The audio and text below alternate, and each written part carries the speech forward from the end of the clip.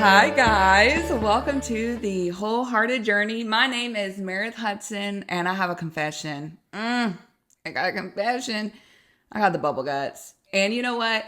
I was like, should I mention it? Should I say it? I'm like, well, probably. Because what happens if the bubble guts be bubble gutting even more in the midst of this podcast and I come back and I look slightly uncomfortable? Because, you know, naturally when you have the bubble guts, and I don't know if y'all can relate to this, but naturally when y'all have the bubble guts, you know how sometimes it's just like not the best, like, you know, like, and it has like this halfway mark that's just like, and then you're uncomfortable for an hour.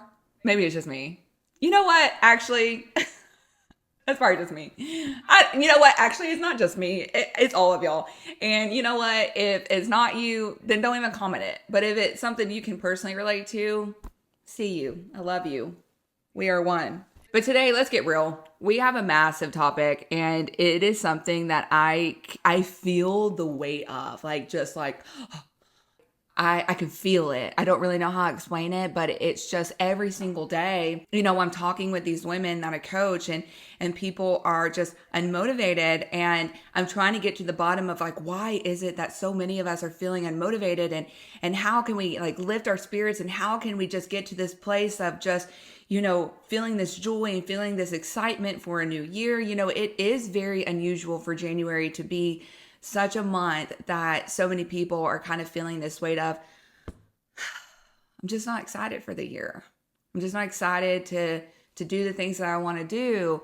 And we got to talk about it, because I think a lot of times when we're unmotivated, we like to do this one thing, and it's like this finger wants to be pointed at us, and that finger constantly being pointed at us is making us feel like we are just people who are lazy or just unmotivated, or I'm sorry, lazy, just lacking discipline, just like that there's something wrong with you.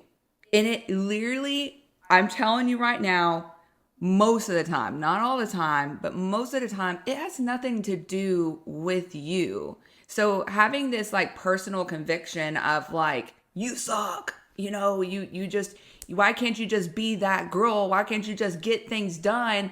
And I think also a very common thing is that we can start, you know, kind of falling into comparison a lot of times.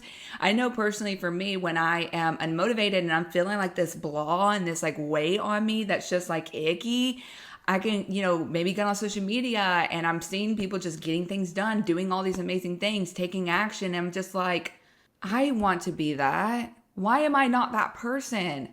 Why is that not me? But you know, after so many years, I honestly, I know I'll be 31 in a couple days. I know I keep talking about it. It's like, I don't know why I keep talking about it, but I really feel like I'm 80 years old. Like I have an 80-year-old mind.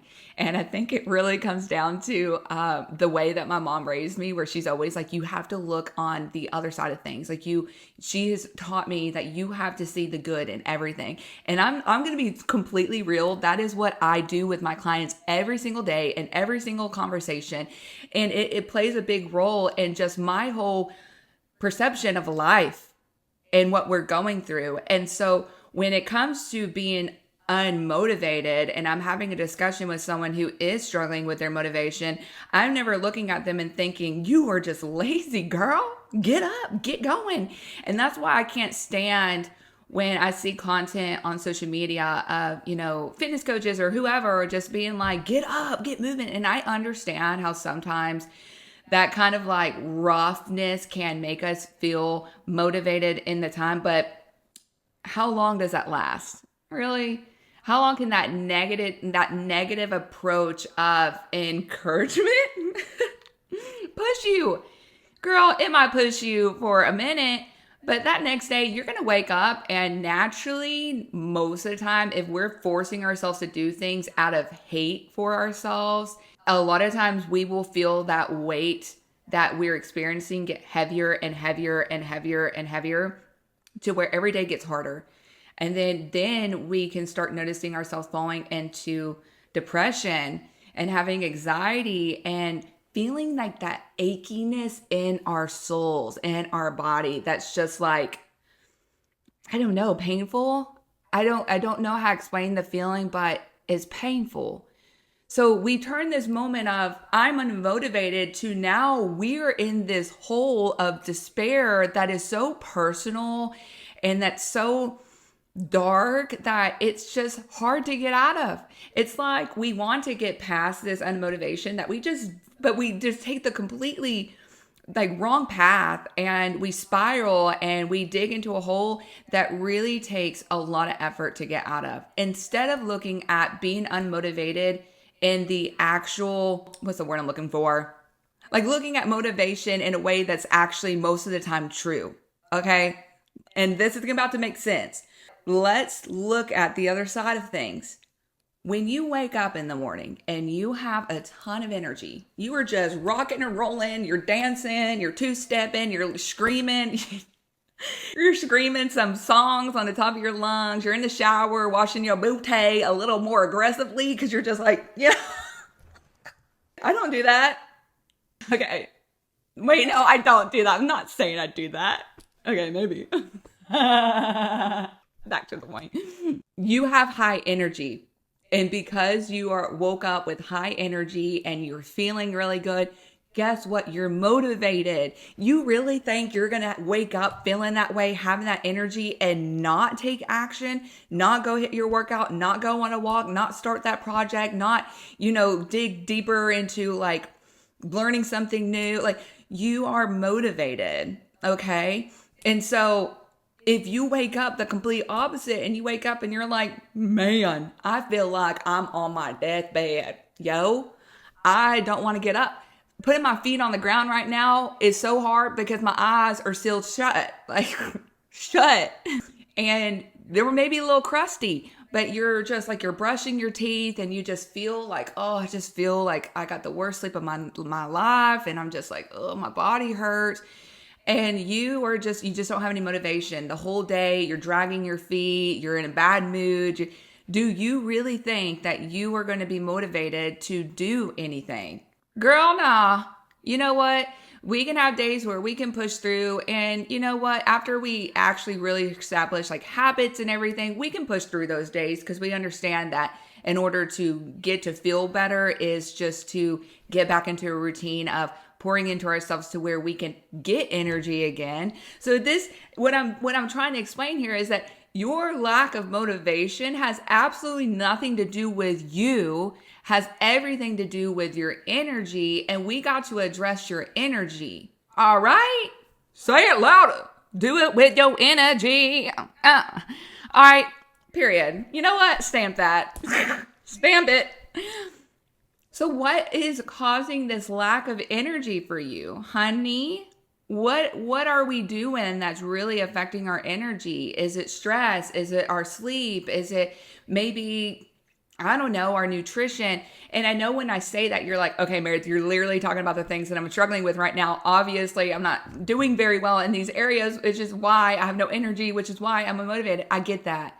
But that is where I think that you can have a lot of different boxes that aren't checked off. Like maybe you're not consistent in your workouts. Maybe you're not consistent in this and, whatever. But like really addressing like what are your energy drivers and what is it that you've been like really struggling with in the last week or however long that you've been struggling with motivation right now. I think that is where you need to start. And you don't have to do everything at once. Like me personally, I'm always like, if I'm talking to someone that's unmotivated and they're really struggling, guess what? Every single time I go straight to their check-ins and I'm like, let me go straight to their sleep. I go to their sleep and homegirl's getting six and less hours of sleep a night. She's living off 4 or 5 hours of sleep. I reach out and I'm like, hey, all right, this is what I'm seeing on your check-ins. And you know that this is what, is our driver. This is like where everything stems is your sleep. I mean, this is like one of those things that's like, it's a non-negotiable, but it is so hard to really master sometimes. I struggle with it. I tell clients all the time. I tell people all the time, I'm a hypocrite. I struggle with my sleep because I literally can't turn off work. I always take on way too much, and it's just how I am. but I know it's a problem and I know how it's affecting me. But I'm not pointing the finger at me when I'm not showing up for myself, or I'm not feeling motivated, because it's not a me thing. It's the things that maybe I'm not doing that are affecting my energy. And so it's really like, I need to address that instead of like making myself feel like I'm the worst person on the planet. And so when I ask someone, usually most of the time, of, hey, what is it? What's the biggest reason why you're struggling with your energy right now? The biggest reason is because people are staying up too late. They're watching TV. They're scrolling on social media, or they're just in a bad routine of when they're going to sleep and how they're setting their body up to go to sleep at night. And I mean, I think we're all guilty of this, but late night scrolling, and I'm not telling you like, hey, turn off your phone an hour before bed, because like, bruh, I've never been able to really do that myself, even though I know it's probably one of the worst things that you could possibly do is go on social media and scroll on social media and consume that type of stuff before going to bed. But if you're really struggling with this, and I will say, if you're in a bad state mentally, like you're struggling a lot emotionally, I will challenge you to maybe like put that to a side. Maybe start a book. Maybe do something that, is making it kind of bringing you a little bit more alive than watching other people live their lives. Like doing something that's more focused on you versus focusing on everybody else. Because when we're struggling mentally and we're falling into comparison and we're just feeling really icky about ourselves, or we're struggling with our confidence, you are not going to find that on social media. And that's coming from an influencer. Fun fact, hold on. I got a really crusty thing on my lip. Hold on. Okay, if my lips look nasty chapped in this, sorry. I am human. I do always have chapped lips. But where was I going with this? What was I saying? Oh, I'm an influencer. I literally post on social media every single day, but I never scroll. Like, I will catch up with my friends and I'll go on things and I'll scroll sometimes, but a lot of times, this is gonna sound so bad, I scroll my own content. I'm a stalker of my own content, and that is so cringy to admit, but I try to not watch and consume a lot of content, because when I do, I notice these patterns of myself feeling really bad about myself. And I think that it sometimes can just be really unhealthy to do that. And so I've been naturally trying to listen to more podcasts and just kind of filling my time much more with like educational, uplifting type of stuff, but not scrolling on social media where I'm watching, 500 different people live, different lives, and not really knowing what kind of content I'm going to consume. You feel me? Okay, maybe. But I think that the easiest way to navigate really fixing the issue with our sleep is just simply setting a bedtime and having alarms. Like, I have an alarm that says, all right, and if I really listen to it, but I have an alarm that goes off that says, go wash your face. So I go wash my face, because that takes about 45 minutes. And then after that, I have like it timed properly to where I'm getting in bed. So I have another alarm that goes off that says, okay, I'm getting in bed.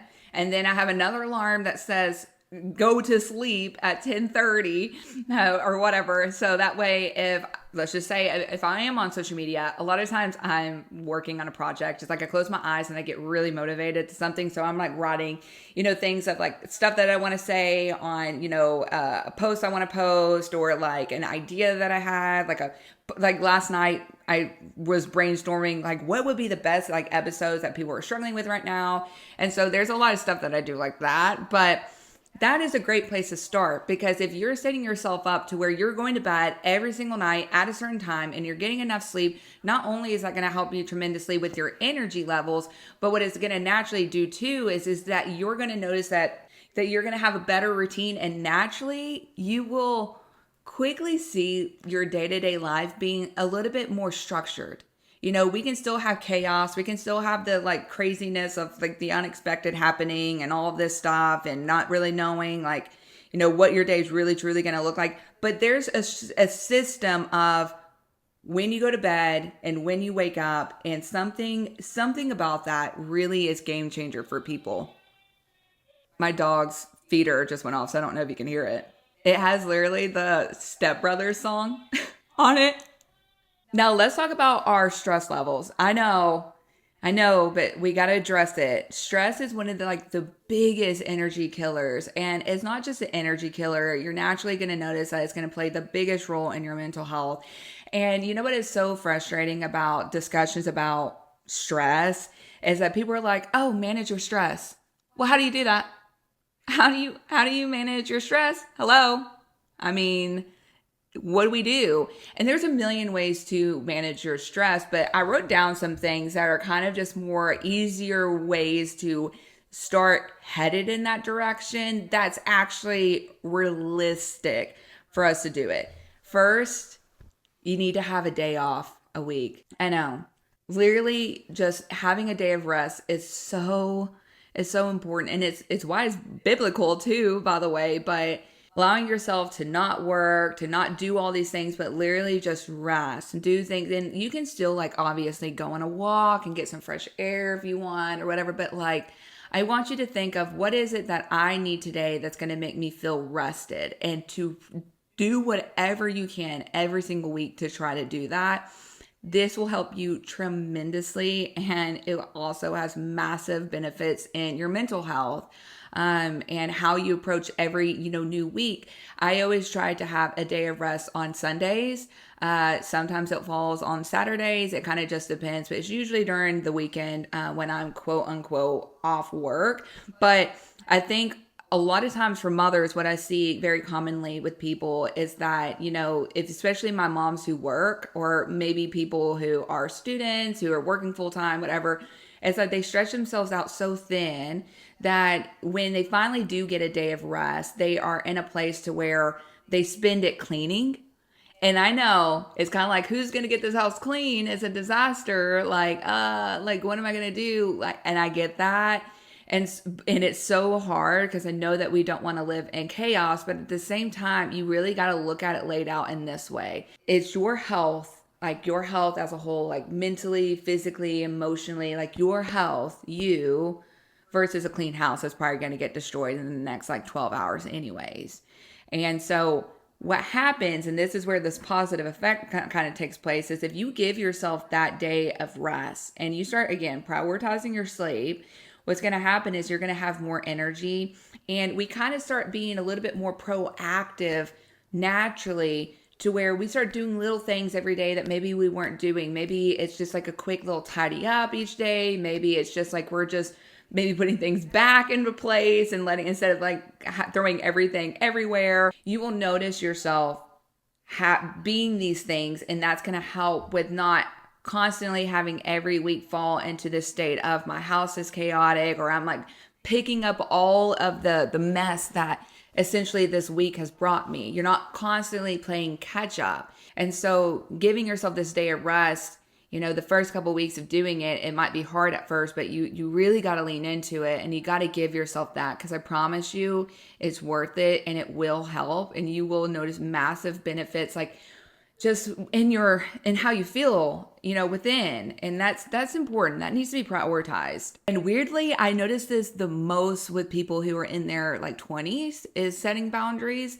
I think that a lot of times we feel guilty for saying no. And it's why do we feel guilty for saying no when maybe we don't want to do whatever it is that we're being asked, or we're so exhausted that we just really shouldn't do it.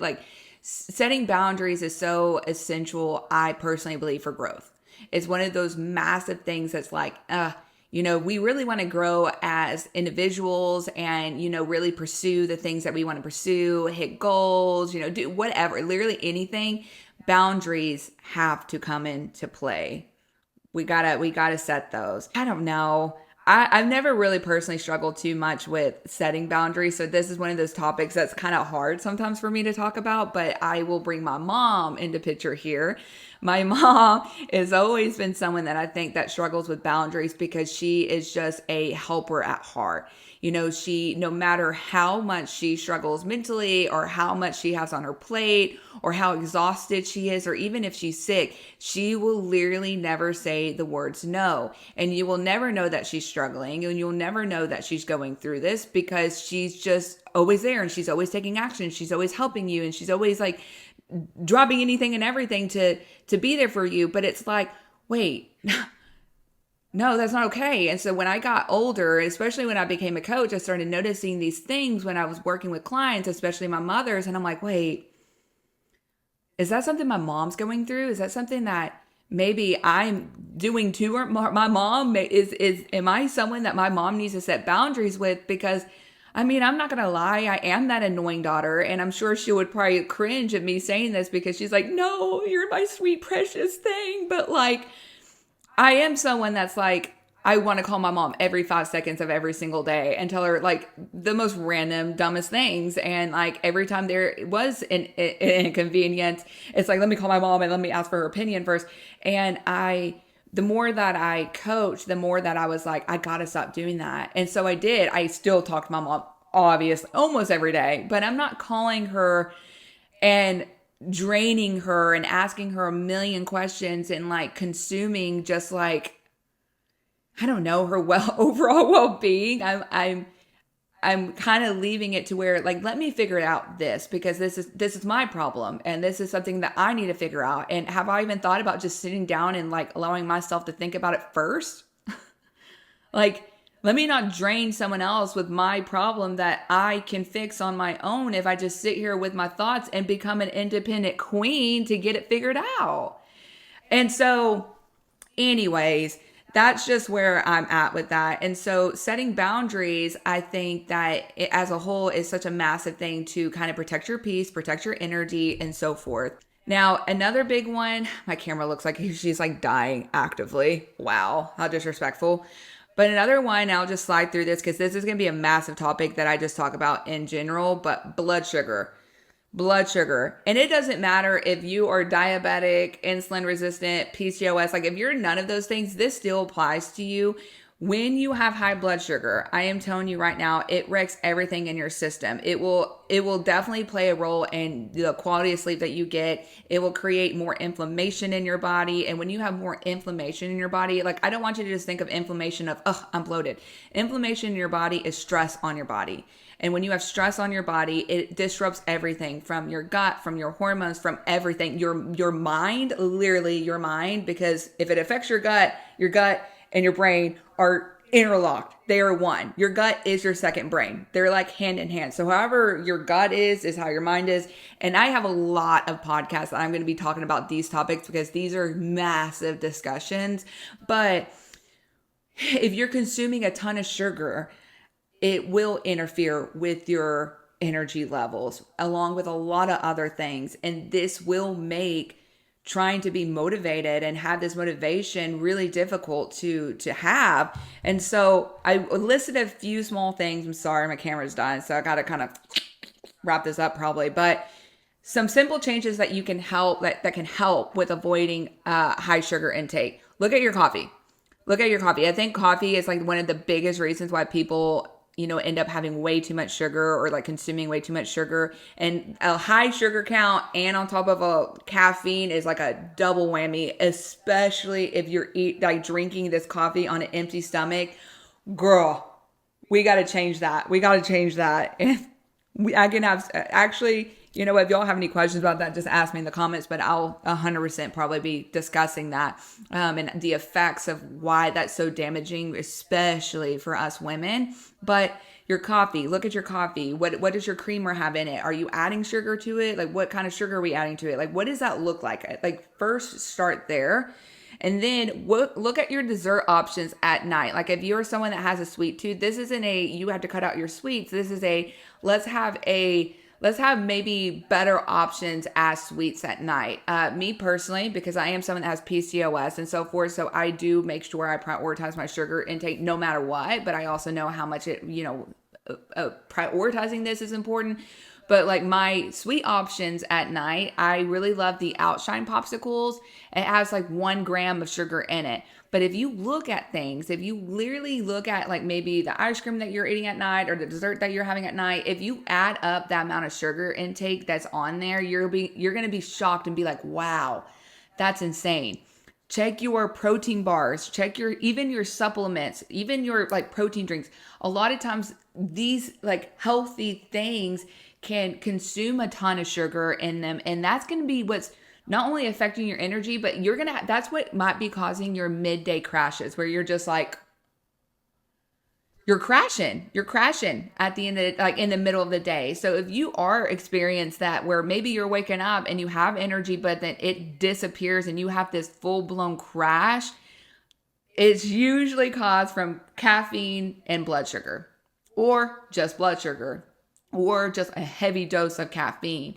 And so having a midday crash isn't normal, and it's not something that you should be feeling. You should feel that high of energy in the start of your day all the way until you put your head down on your pillow and go to sleep.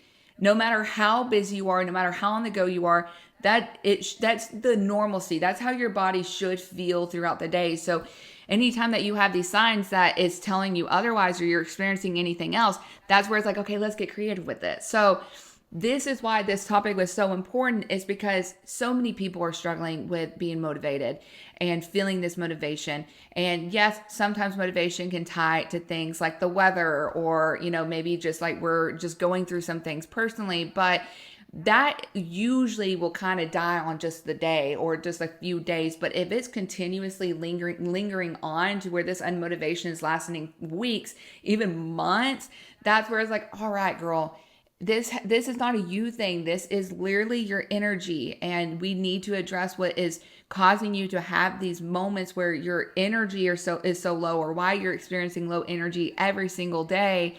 And this isn't something that changes once you lose 100 pounds or whatever. This is something that can change immediately from just doing small little tweaks throughout the day that's prioritizing your energy. And by prioritizing your energy, you're prioritizing your peace, and you're also prioritizing your mental health, and you're prioritizing you on such a deep level that will make every single day so much easier. Wow, that's a lot of words. Anyways, I'm sorry, guys. I hate that my camera's dying, but I hope that y'all learned something here. I know that it was a lot of words and a lot of things, but I hope that you were able to take away some things of, hey, I'm gonna, going into tomorrow, I'm gonna make these few changes, and I'm gonna see how this helps. And I would love nothing more than y'all to like comment now telling me like, hey, are you struggling with this right now? And then in a week, after really prioritizing it, come back, reply to your comment, and literally say if it changed or not, if it improved or not. Please, I would love y'all forever for doing that, because that is going to help us just motivate one another, because sometimes we can hear this and be like, nah. But when we see other people having positive experiences with this, and seeing that someone that is actively experiencing the same thing that you're experiencing, and in a week later, sometimes it might just take a couple days, but a week later just being like, wow, I feel completely different. I'm motivated. It's like, boom, you just inspired the next person that's going to listen to this podcast, right? And so I just want to say that I know that the season of being unmotivated is not fun. But honey, you got this. You got this. And I am just looking forward to my future podcasts on what I'm going to post. My game plan is to post every Tuesday and Thursday. I'm going to try my best to do that. So check back here on Tuesday, because I will have a fresh new thing. I have so many podcast episodes. When I was writing this down, I was kind of like, wait, pop off, queen. Literally pop off. Such good stuff. We're going to get real. We're going to get deep. We're going to learn so many things. We're going to consume so many things. We're just going to have the discussions that I personally believe any person on any type of health journey, any type of like just journey as itself, if you are trying to grow and heal and just overall improve in your life, boom, I got some goodies for you, and I'm so excited. So I love y'all. Peace out. I got to go to the dentist. And I will catch y'all next time. Bye. Wait, are you still here? You're such a cutie. I love you too. Stop. Okay, but here's the thing. Sometimes I feel like I'm talking to the abyss, so you need to help a bestie out. Share, like, comment, whatever it is that people do here, but I need you to most importantly take up space. If there is a certain topic that you want me to cover, make sure to leave the comment in below, because I'm going to be checking these every single day. So that way my inspiration comes from the community of people who are watching these episodes. And in the meantime, and in the in-between, follow me on IG, besties, at getfitwithmare_. I'll see you there. I love y'all. Thank y'all for the support. XOXO, Gossip Girl.